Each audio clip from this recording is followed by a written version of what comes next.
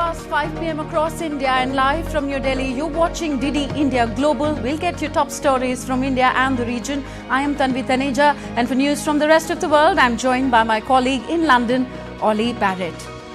Ollie, good to have you with us as always.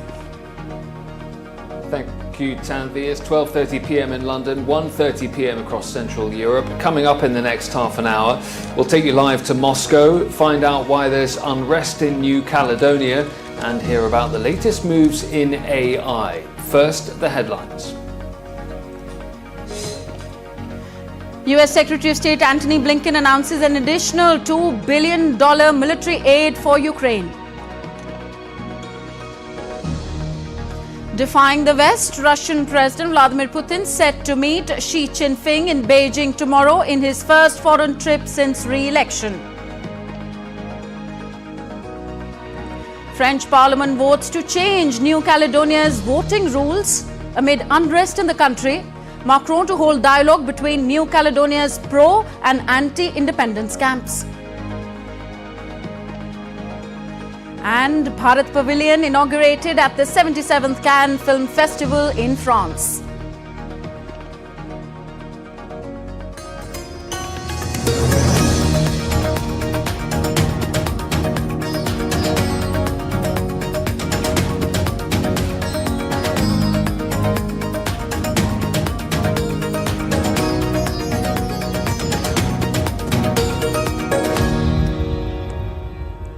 US Secretary of State Antony Blinken is on a visit to Ukraine, showing US's support to the country. Speaking at a joint press conference in Kiev with his Ukrainian counterpart, Dmytro Kuleba, Blinken announced an additional $2 billion in foreign military aid to Ukraine, adding that the support would be aimed at investigating in Ukraine's, investing in Ukraine's industrial base. An additional $2 billion in foreign military financing for Ukraine. And we put this together in a first-of-its-kind defense enterprise fund.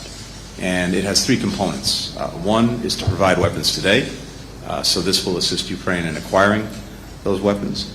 Two is to focus as well on something that Dmytro just talked about, investing in Ukraine's defense industrial base, helping to strengthen even more its capacity. Earlier, Antony Blinken watched grains being transferred to a truck for shipping out of Ukraine at a site supported by the US Agency for International Development. Blinken praised the resilience of Ukraine's grain production in the face of its conflict with Russia. US Secretary of State Antony Blinken paid his respects as he laid a wreath at the Wall of Remembrance in Kiev on Wednesday.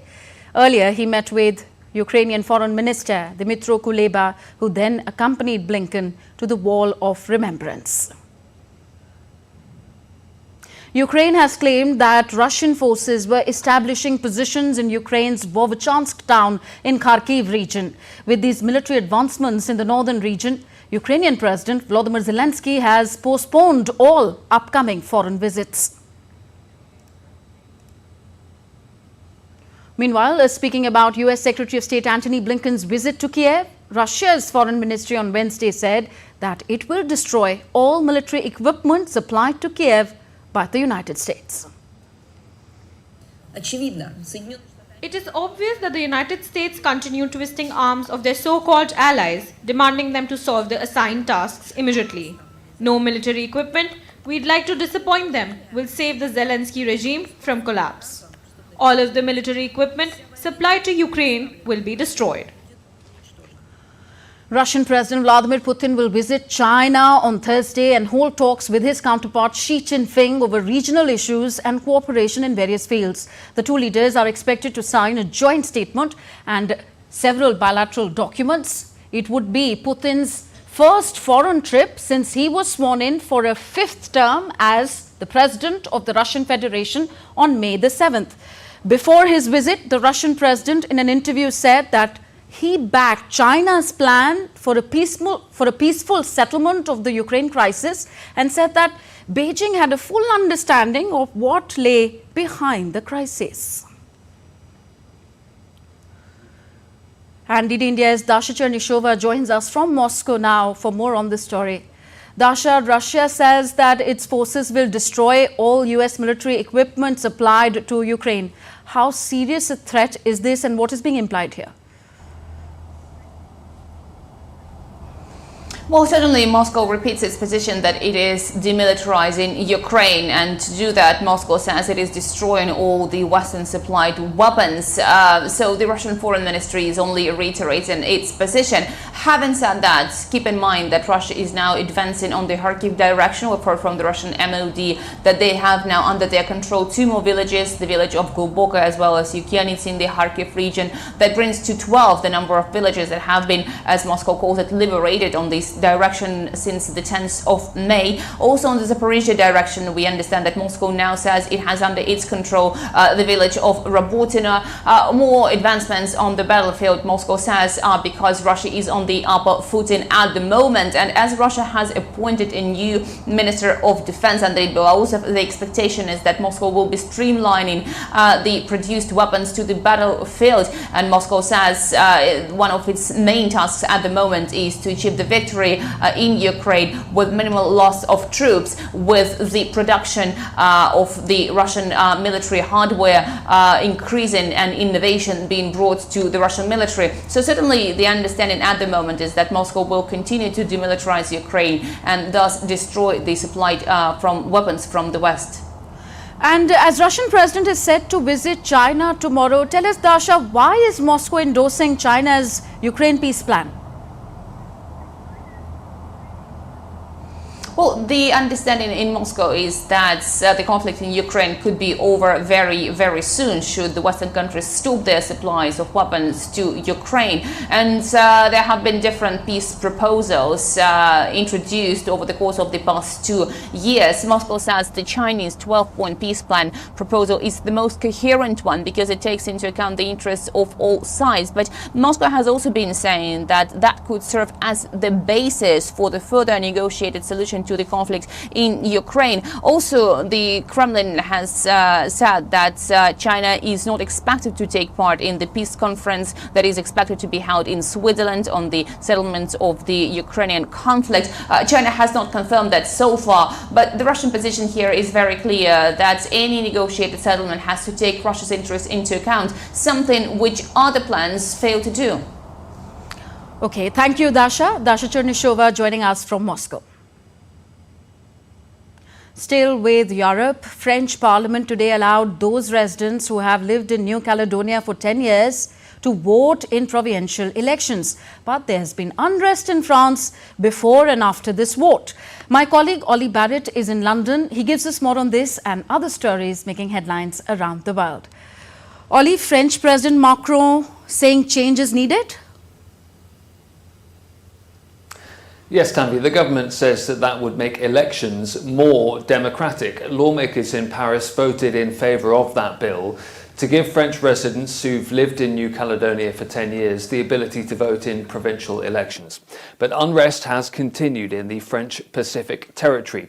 At least 2 people died in fresh clashes and over 130 arrests have been made so far. The French President Emmanuel Macron has condemned the violence and called for calm and is chairing a crisis meeting. A curfew's been imposed on New Caledonia, public gatherings are banned and the main airport's been shut until Thursday. Well, we can go live now to DD India's Ross Cullen, who's joining us from Paris.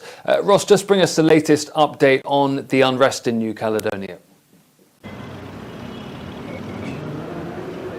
Well, hi, Ollie. A police officer has been seriously injured in a shooting. That is the latest in terms of the police. They have suffered many injuries. We saw at one point dozens of police officers suffering injuries and being wounded in this unrest. We know that, as you say, there have been more than 100 arrests. 2 people have died. This has been going on before and after the vote on this constitutional reform. We have seen police stations attacked, cars torched and shops looted, unrest across the island, which is one of France's overseas territories.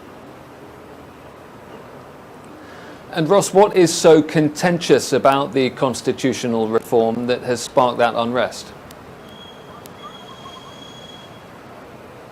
Well, it will give French residents on the island the ability to vote in local elections if they have been living in New Caledonia for 10 years or more. Now, this was approved by MPs here in Paris on Tuesday night, local time.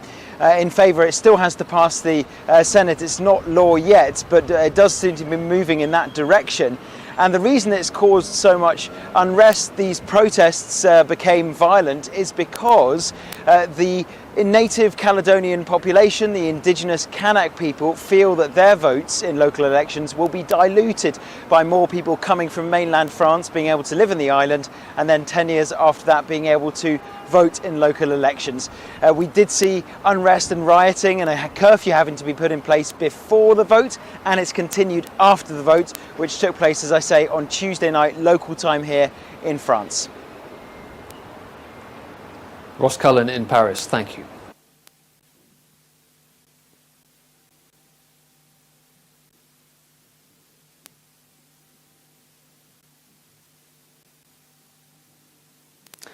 Now, in the Georgian capital, thousands of protesters shut down a major intersection after Parliament passed the third and final reading of a foreign agents bill. The legislation now faces a likely veto by Georgia's president, which the Parliament can override by holding an additional vote. The foreign agents law would require organisations receiving more than 20% of their funding from abroad to register as agents of foreign influence. NATO's expressing concerns, saying it's a step in the wrong direction, and the European Union is urging Tbilisi to stick with the democratic path towards membership of the bloc. Let me be very clear. The adoption of the foreign agents law, as well as continued repression against Georgia's civil society, will stop Georgia's further progress on EU and NATO path. If this happens, responsibility will lie squarely on Georgia's government. However, it is still not too late. Israel's Prime Minister Benjamin Netanyahu has rejected the UN General Assembly's backing of a Palestinian state, insisting that that would allow the establishment of a terrorist state and would lead to more attacks on Israel. Israeli defense forces have released a video showing operations in Rafah. Israel's ordered civilians to evacuate from there, where the US has urged against a full ground offensive.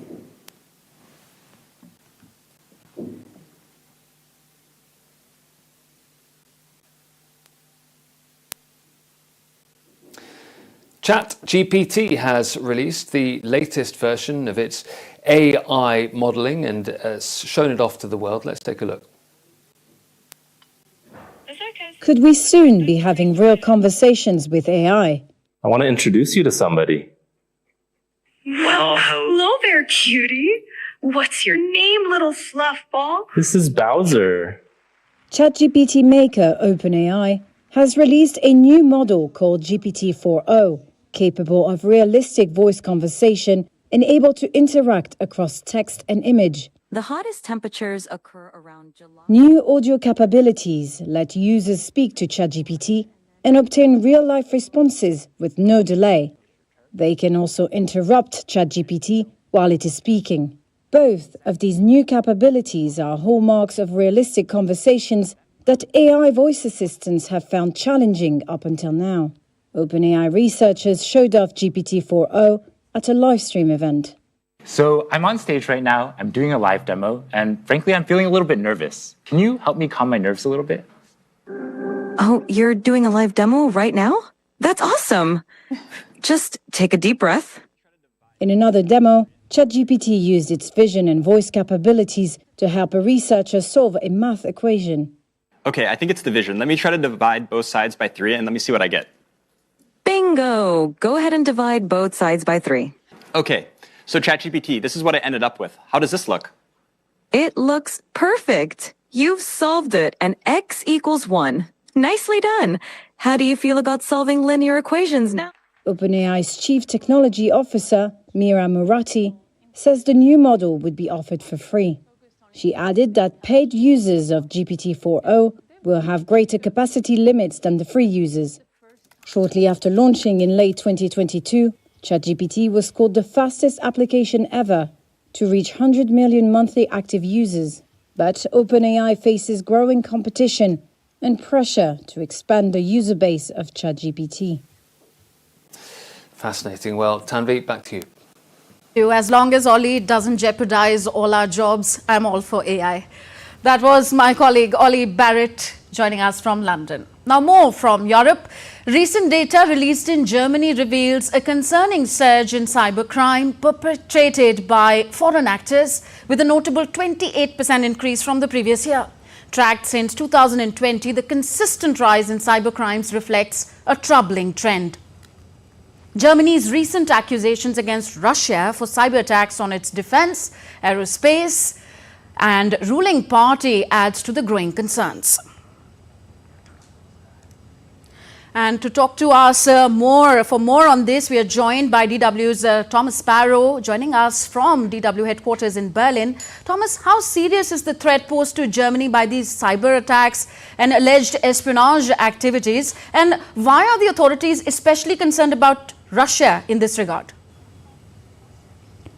It is indeed a big problem, a problem that according to German authorities is also growing, and not only because German authorities are seeing more numbers of cyber attacks here in Germany, but also because this is a problem that is growing also geographically. German authorities stressing that in many cases, those who are alleged perpetrators are actually carrying out those cyber attacks from abroad or from unknown locations, and they're doing that also anonymously and in a decentralized way. And there have been certainly also very high-profile cases of cyber attacks, one involving the SPD, so the governing party, the party of German Chancellor Olaf Scholz, and only recently the German government, and in particular the German foreign minister, summoned a top envoy from Russia regarding this specific case. So there are those political implications, but there are also economic implications as well, with authorities here quoting statistics saying that the economic damage from these cyber attacks last year, so in 2023, was around 148 billion euros, so a very high figure indeed. Indeed, and it's also interesting that these cyber attacks increased during the time of elections. So tell us, Thomas, what is the government doing to combat this threat? It is obviously very difficult for the government in general, not only the German government, but others as well, to focus on specific perpetrators, because as I stressed, most perpetrators do this anonymously in a decentralized way from an underground perspective. So for example, the darknet. So only focusing on possible perpetrators would be a very difficult challenge. So what authorities are also focusing on is the structures that are used by these alleged perpetrators. That can be networks, that can be software, that can be marketplaces, that can be obviously all sorts of structures on the dark net. And from that perspective, the German government has stressed that they have managed to carry out successful initiatives in recent years. But apart from that, apart from focusing on the perpetrators and on the structures, German authorities are also focusing on basically helping citizens and organizations understand that that is a challenge that they have to tackle as well from a personal, from an organizational perspective. In other words, that cybersecurity is not only a challenge for authorities, but also a challenge or a task that individuals and organizations have to focus on. And it's important to stress that last year around 800 organizations or corporations were actually affected by these kinds of cyber attacks. So it's not a small number, it is something that affects society also as a whole. Indeed. Thank you, Thomas. Thomas Sparrow joining us from DW Berlin. Still to come on DD India Global. Pakistan's Prime Minister Shehbaz Sharif announces to sell all state-owned enterprises to private owners, blaming a lack of funds. And electioneering in full swing for the last three phases of India's ongoing elections. Voting on May 20th across 49 constituencies in 6 states and 2 union territories.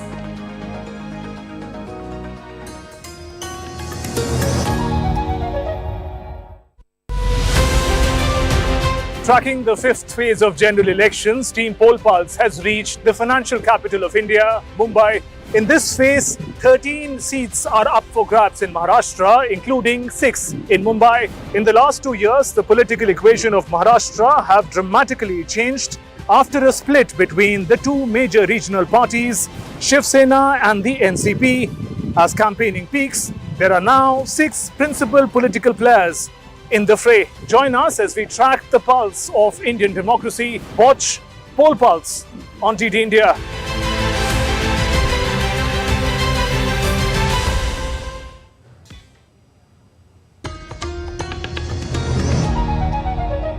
Welcome back. You're watching DD India Global. I am Tanvi Taneja. Up next, we get you the latest on the world's largest democratic elections underway in India.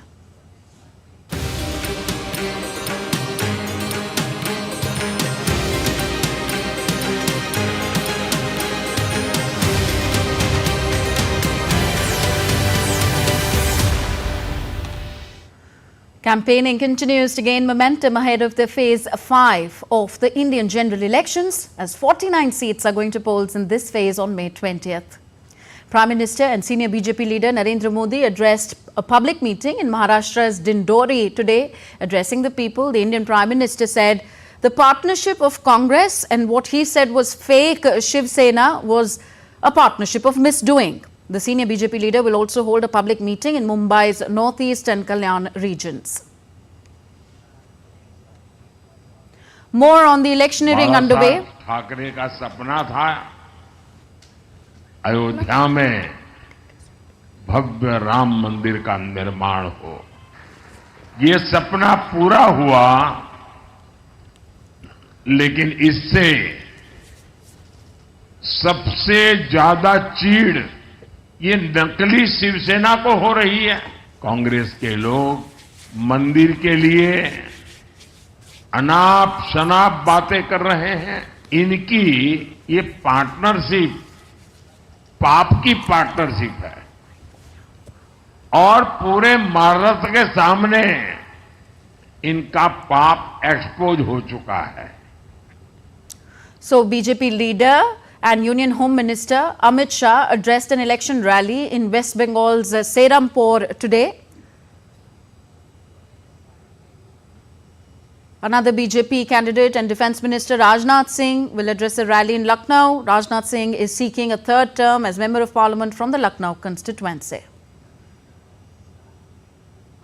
Congress leader Rahul Gandhi addressed a public meeting in the state of Odisha today. He said a list of families will be finalized, with a woman from each family chosen for an amount of 8,500 rupees to be paid in their accounts. Hindustan के सारे गरीब लोगों की एक list बनेगी। उसमें आदिवासी होंगे, दलित होंगे, पिछड़े वर्ग के होंगे, माइनॉरिटी, गरीब जनरल कास्ट के लोग, किसान, मजदूर, इन लोगों की लिस्ट बनेगी। हर गरीब परिवार में से एक महिला का नाम चुना जाएगा। करोड़ों महिलाओं का नाम लिस्ट में होगा। 4 जुलाई को 1 महीने की किस्त 8,500 रुपए उसके बैंक अकाउंट में मिलेगा। Congress General Secretary Priyanka Gandhi addressed a public meeting in Uttar Pradesh's Rai Bareli today, whereas Congress President Mallikarjun Kharge held a joint press conference with Samajwadi Party Chief Akhilesh Yadav in Lucknow today. Kharge also held a public meeting in Rai Bareli. India's External Affairs Minister Dr. S. Jaishankar has emphasized that the Char-Bahar project will benefit the entire region and people should not take a narrow view of it after the US warned of potential risk of sanctions. Jaishankar also pointed out that the US itself had appreciated the larger relevance of the Char-Bahar port in Iran in the past.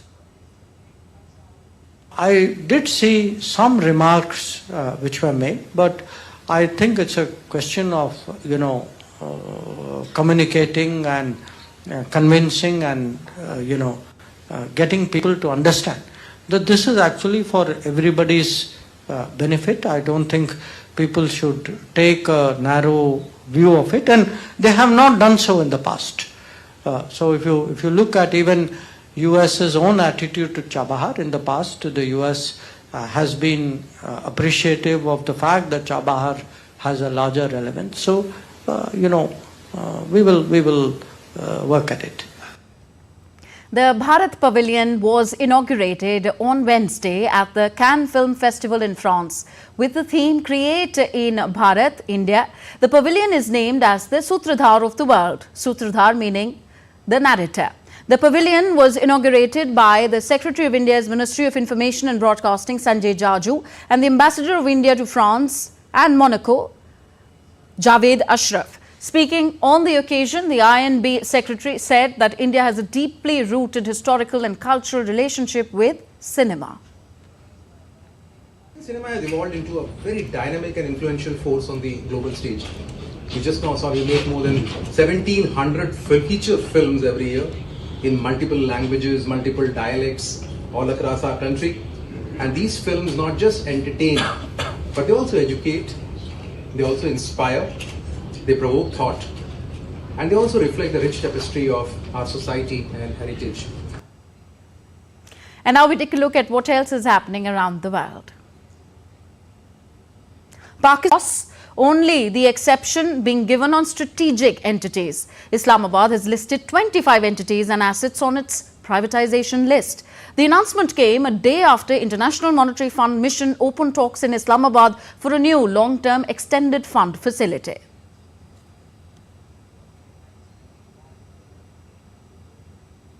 "13 people were killed in a crash on a motorway in the Andean region of Peru," police reported on Tuesday.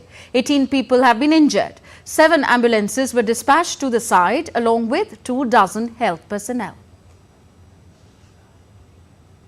And in a new discovery, a geologist and Italian Renaissance scholar has solved the dilemma around the background of the Mona Lisa painting. According to the scholar, the arched bridge depicted in the painting would correspond to the 14th century Ponte Azzon Visconti. The geologist found that rock formations in Lecco were limestone, which matched the figures depicted at the back of the noble woman. Seems like the mystery is solved for now. That's all for this edition of DD India Global. Do let us know your thoughts on the news of the day. You can catch all the latest news and updates on our DD India mobile app. You can find this platform, find this app on both Android and iOS platforms. So we'll be back with more news as it breaks here on DD India. I'm Tanvi Taneja from my entire team in New Delhi and across the world. Thank you for watching. Namaskar.